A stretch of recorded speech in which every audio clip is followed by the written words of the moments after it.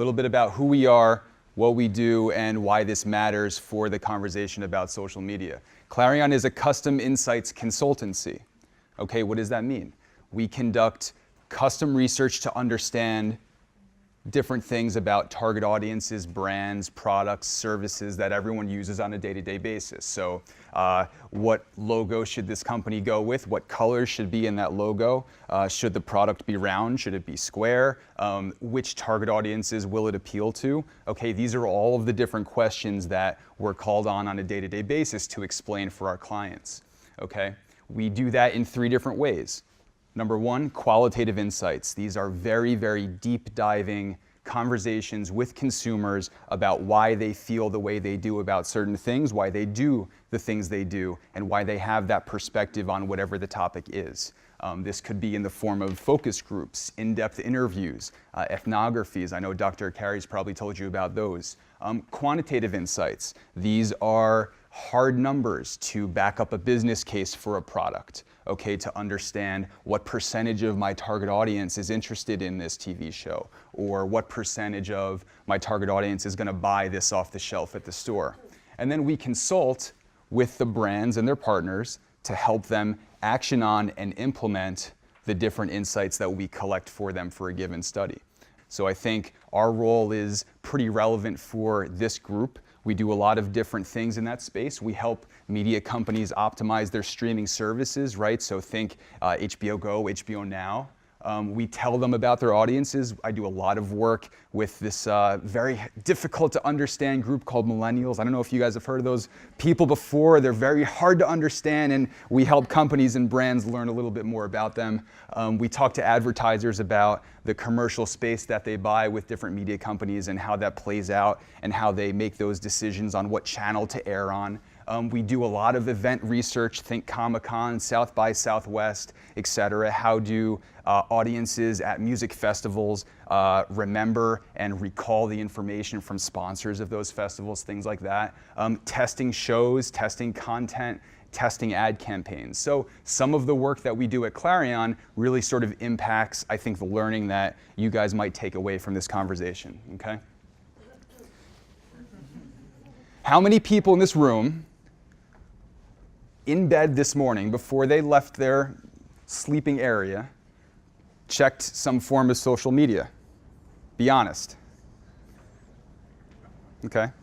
How many people before they go to bed will have their phone in their hands as the last thing that they do? Almost everybody. Okay. So I think I'm talking to the right crowd. Everyone here is social in more ways than they know. Okay? This is a little blurry. Let me explain. Everyone here heard of Nielsen. Nielsen is the company that produces, among other things, TV ratings, okay, the currency right now by which the ad inventory of the world is bought and sold by ad agencies and brands themselves. Okay, check this out. In the US, when you think about adults 18 plus, okay, in a week, 177 million of them, 73% of our population of adults, are on a social platform just on their phones alone.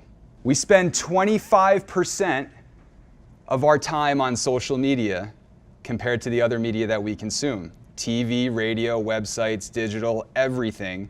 A quarter of that, among 18 to 34-year-old people, the people in this room, a quarter of our time consuming media is spent on social. Check this out. Adults 50 plus. The green pie chart shows the following. 64% more people 50 years old or older spent time on social media than last year. Anyone know why? Perhaps. Any other guesses? Adults 50 plus, why is their time on social media so much higher than last year? They can't figure it out. Maybe. How many people here have parents who joined Facebook? Okay, that is why. My parents are on Facebook. Maybe they weren't a year ago. This is what's happening. So the point is, everyone is on social. It's not just us. Okay? PCs, smartphones, and tablets. What percent of our social time, our time spent on social media platforms, is on our phone? Anyone want to guess? 60? Do I hear 70? Anybody? 80? Let's check it out. Okay? Here's us. 78% of our time on social media is spent on a smartphone. Does that surprise anyone? Not really, right? I kind of get it. Let's keep going. Okay? Which social media platform in the States is most popular, gets most usage? Facebook. Other guesses? Twitter. How many people say it's Facebook? How many people say it's Twitter? How many people say it's Snapchat? Okay. Facebook far and away has more usership over any other social platform in the States, and it has been for some time. Anyone surprised by Instagram and Pinterest? Check out Pinterest. I know, I don't know. Right? Yeah.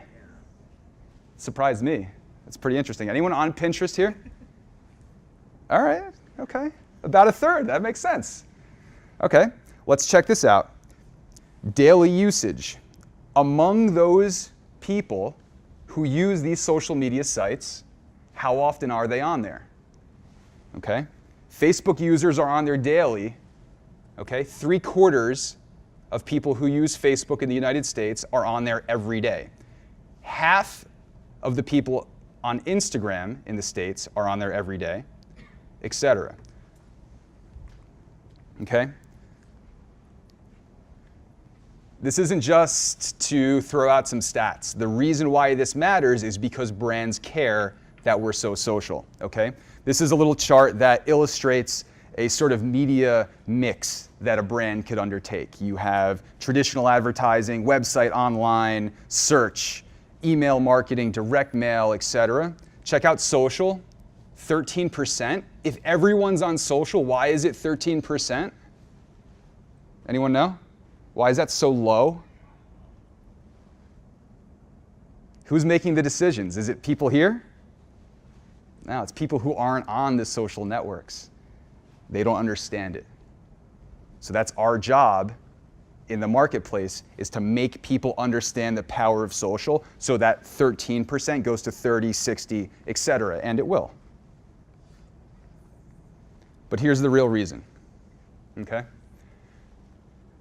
In the States, people who are not on social media, half of them have made a purchase online in the past 12 months, okay?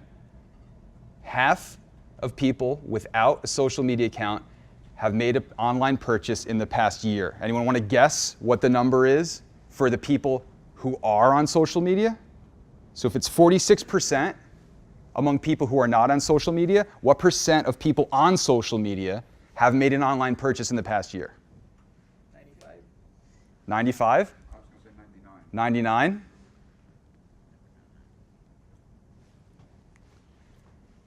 Close. What were you going to say? There you go.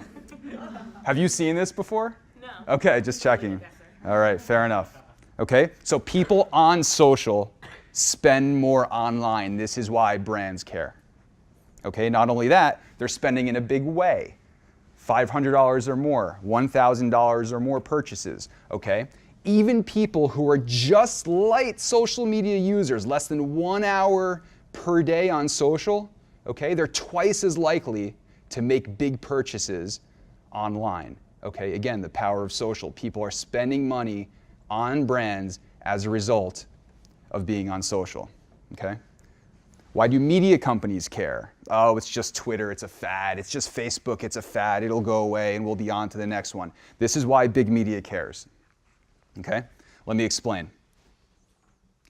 How many people here watch something on a TV set over the past couple days, maybe a week? On a TV set, show, movie, okay. Keep your hands up. Of those people, how many people also had something else out while that was going on? That's right, everybody. Okay? So when we think about people second screening, okay, as media likes to call this, okay, when we think about that type of audience, over half of the population is on Facebook while they second screen, okay? So media companies who are serving you commercials have to now compete not only with you getting up to pee, but also with your phone, okay? So now it's making their jobs even harder, okay? Or is it? This is how they're trying to fix that, okay? This fall, okay, everyone knows heavy TV seasons in the fall. This fall, on average, how many people were posting on Facebook or tweeting about TV shows this fall in the US? Guesses? Per day. Average posts per day on Facebook and on Twitter about TV shows. Per day in the US. Give me a number. 10 million. 10 million? What day exactly? Good point. You want a job in research? Okay. Per day, just on Twitter and Facebook alone, 14 million posts about TV alone. Okay? Let's ratchet this up a notch. Ready for this? 4 events over this past election cycle, 3 presidential debates, 1 vice presidential debate, garnered on Twitter and Facebook alone 215 million posts. Okay? That's the equivalent of 4 episodes of The Bachelor. 215 million posts just on Twitter and Facebook alone, not counting Instagram, not counting Snapchat, etc. This is the impact that social is having. Okay, let's check this out. Bringing this back to big media. So now TV channels are saying to themselves, okay, this is great. When I air my show, instead of competing with someone's phone, let me try to work with it and let me try to serve you both on your first screen, quote unquote, and on your second screen as well.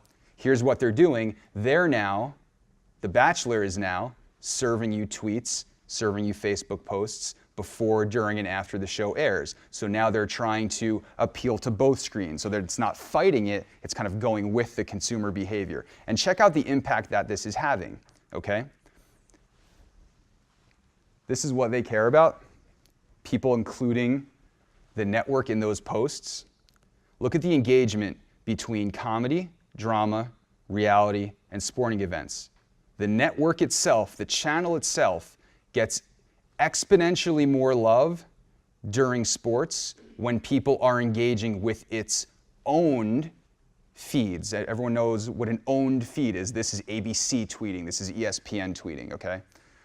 So what's happening is that when people are watching sports, they're giving at the same time the network love, okay? So the recent game in the NBA between OKC and the Warriors garnered ridiculous ratings, but I would love to see how many people were tweeting about it, posting it on Facebook, okay? And that gives the network, ABC, that aired that game, incremental reach and incremental power over just a linear TV airing, okay?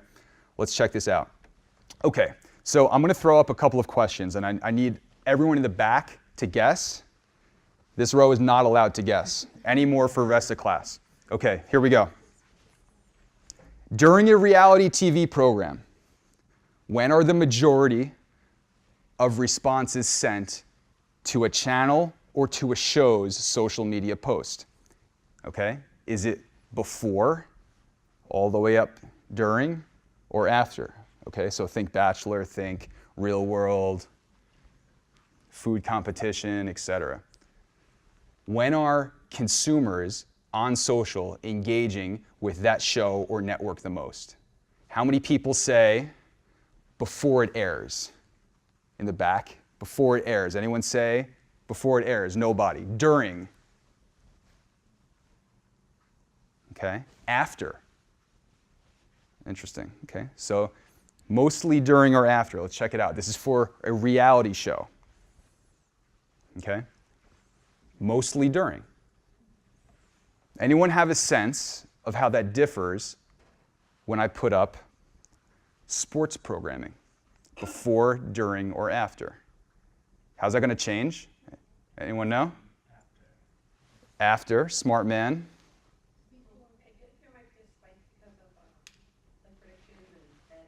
So beforehand? That's a very good philosophy. I get that. Other guesses? Before, during, after for sports.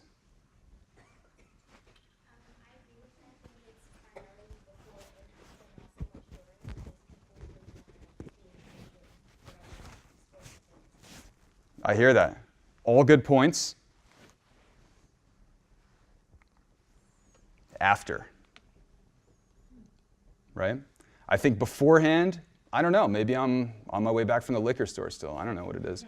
But what this is showing is that engagement in response to social media posted by the show or the channel during a sporting event or before or after, the response is most often garnered after the sporting event is over. Okay, this is my favorite section. Influencers. How many people follow influencers? I don't believe you, there has to be more hands. Influencers, DJ Khaled, Gigi Hadid. Okay, you may think you don't, but I guarantee you do in some way, shape, or form. Okay, all right. This is the best quiz of the whole presentation. Can anyone tell me who any of these people are? That one was on Dancing with the Stars, Bethany Moda. Name? Is it Bethany Moda, right? Is that her name? Perhaps. Others? That's the other girl. That's Michelle Phan, the one with top. Okay. Okay. Jenna Marbles. Okay. Miranda Sings. Okay. We got Rooster Teeth in the top right. Okay. Good. I like it. This is an informed crowd. Okay? You have in front of you 10 social influencers. Okay? Each of these 10 make a lot of money because you guys follow them. What's more, they make the brands that they partner with even more money. Which person on here, according to Nielsen, is the most powerful influencer on social media?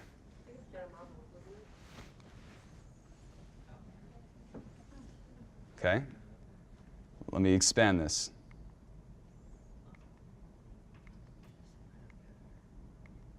There's no pattern, I just got lazy. Okay? These people are the top 10 most powerful influencers according to Nielsen on social media. What that means is that a brand approaching any one of these 10 influencers is going to get the most return from that partnership. Okay? In a survey of brand marketers, almost 2/3 of them said that they've implemented an influencer campaign over the past year. 2/3, okay? More than you think. However, on the right, what surprised me is that none of them have been doing it for very long. Because I've been following DJ Khaled for much more than 3 years. Someone could have been getting me in the meantime. No one has, okay? So what this is saying is that this is an emerging form of social media engagement, okay, and monetization. We have 4 categories here I'm interested in getting your take: product launches, corporate announcements, events, or content promotions. Which one is the most frequently leveraged via influencer marketing? Which one do brands capitalize on influencers the most on out of these 4? Someone who hasn't went yet? Although I won't quite remember. Okay, perfect. Hello. Product. Anyone else say product? Promotions, maybe. Okay. Winner. Product launches, according to a survey of brand marketers, are the most frequent type of activation with influencers out there. Okay, Birchbox, a new product offering from, I don't know, right? And if I asked you to remember 10 of them, we probably wouldn't remember, but then in reality, we bought them from Amazon anyway, right? One of those weird things. Okay. Brands activate with influencers in many different ways. They invite them to events, they send them products, they use email outreach, social media. They give the influencers their assets, logos, graphics of their products, etc. Okay, they do meet and greets, phone meetings, a variety of different outreaches and engagements to leverage influencers for their brands. Okay, I think everyone in the room knows the answer, but I'm going to ask it anyway. Which social media platform is most prevalent for influencer marketing?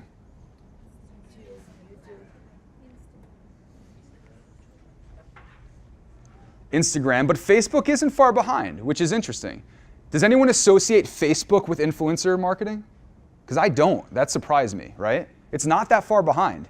25 to 21%. And this is in a survey of marketers themselves. So this is marketers talking about the social media platforms that they activate on with influencers, okay? So Instagram is, not surprisingly, the most prevalent platform. Is that like parents interacting with influencers though? Because if they're a larger audience on that platform, I feel like we wouldn't necessarily hold that platform accountable for being an influencer, but my mom might be more influenced by somebody she follows on that because she wouldn't be diving into Twitter and Instagram or like those types of platforms. I love the hypothesis. Perhaps. I don't know. We need to find some data on that. You want to get back to me? All right, let's do it. Okay, here we go.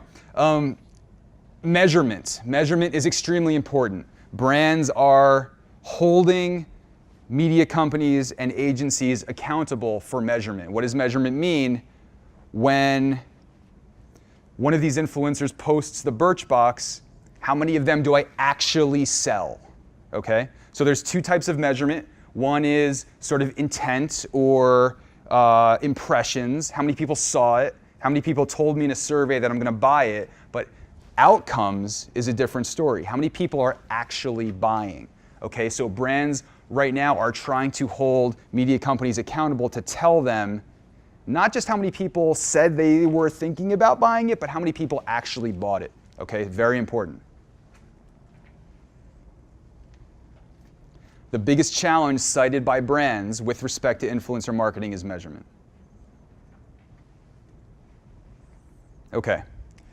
Back when I first noticed influencer marketing, I could pick it out because we're kind of in this world, but a lot of people might not have realized that that was happening. What has changed in DJ Khaled's caption in the past year or so that hadn't been there before when he was promoting a product? Hashtag ad. Live. Let's talk about live. Very, very, very important.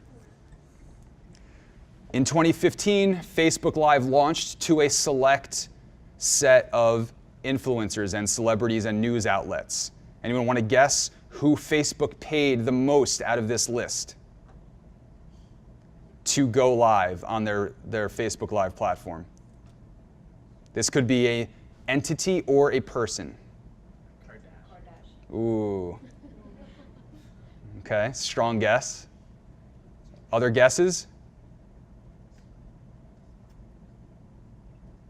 All right, let's check it out. BuzzFeed. Facebook paid BuzzFeed $3.1 million to produce Facebook Live videos. Does anyone recall seeing a very famous viral BuzzFeed video on Facebook Live about 2 years or so ago? Yes. Hold that thought. Okay.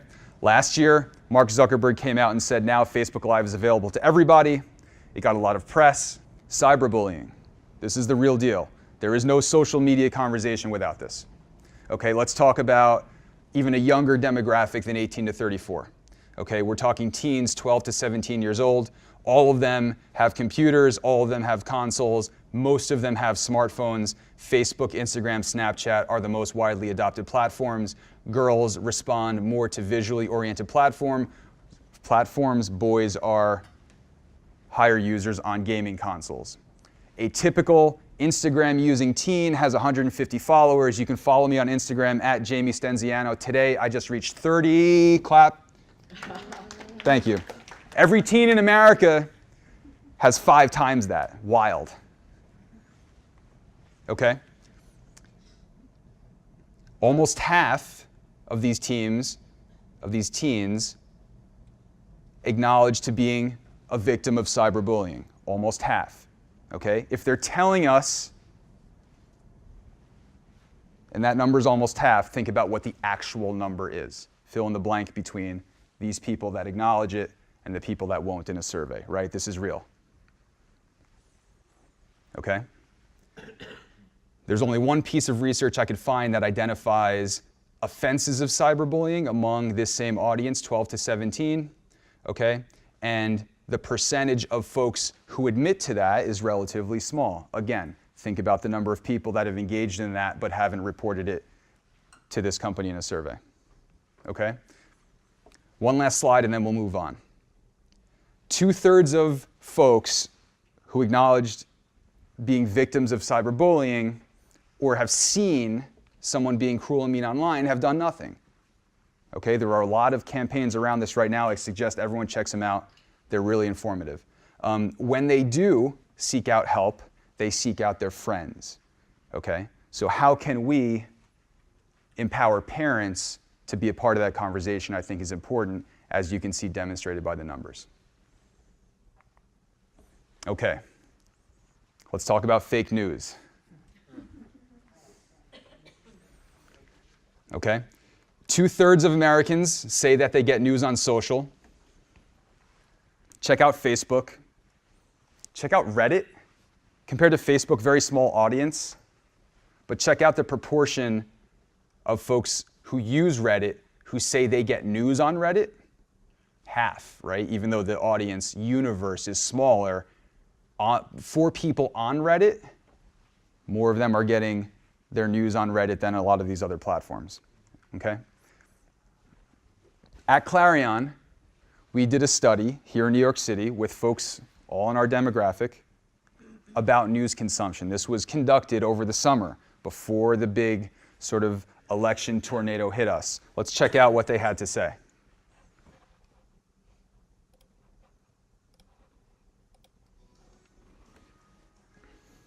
Millennials and their younger cohorts consume media differently.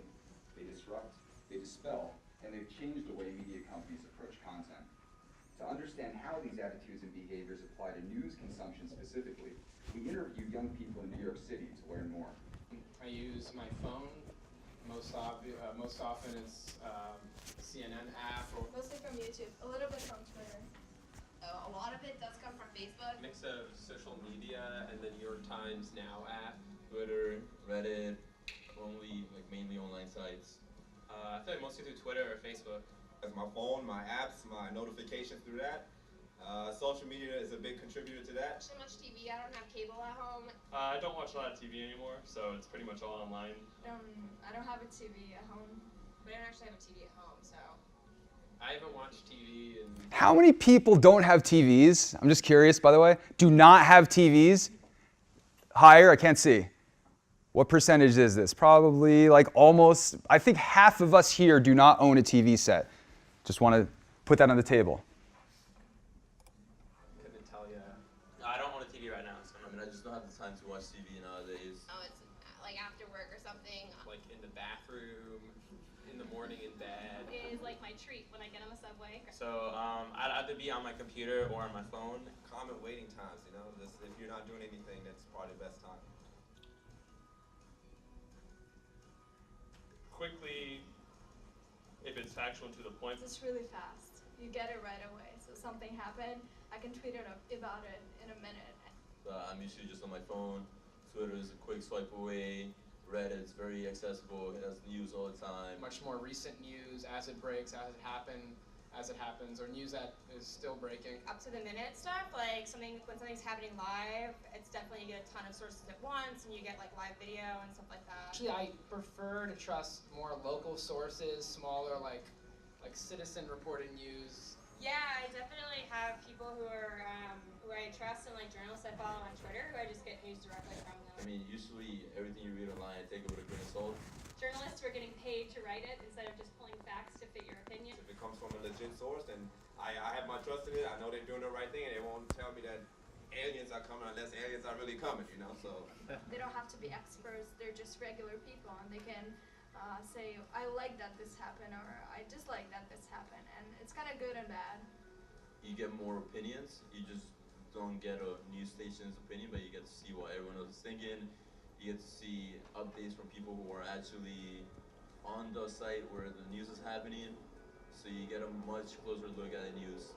They're gonna kind of beat around the bush. I just want to like go to the facts, like go to like a good infographic or something and get the point and not have the sort of like clickbait emotional stuff. Try to find stuff that's not skewed one way or the other. And generally stuff that's more explanatory as opposed to the headline grabbing. I mean, I think sort of just developing a fluency with, you know, the sources that you know tend to generate clickbait. Instead of going to each different tab, it kind of puts it in there for me, and then the things I'm most interested in, I can kind of click around myself. So it's a quicker way to get the news in the morning. Basically, a lot of people are doing the work for you, so you get all the sources from one site. If it's a popular website that I see a lot of people are sharing, you know, if it's the same article, then it's like, all right, people know that they trust this source. It is important sometimes to know how discussed something is. And with social media, as I said, if it's just one person saying it, then I might be like, okay, whatever. But if it's just multiple people and it starts trending, then you know, okay, it's something serious. Okay. Does this resonate for you guys? Do you find yourself, I saw a lot of heads nodding as they were talking. We'll talk about this one another day. This is Jamie Stenziano. Everyone follow us on YouTube at Clarion Research. Get it. All right, let's pick this up. Okay, so I don't have too much to say. From here on out, I want to turn it over to Dr. Carey. I want to just start this conversation about redefining social. Okay, so in business, in media, and in the marketing and advertising world, we say a lot of different terms to talk about websites and apps. We say digital, we say social, we say influencer marketing. I would make the argument that everything is social. What isn't social anymore? I think that's very, very important for the business side of all of this to kind of understand. If this was cool, if you like this, tweet me or tweet Clarion. Thank you guys, I appreciate it.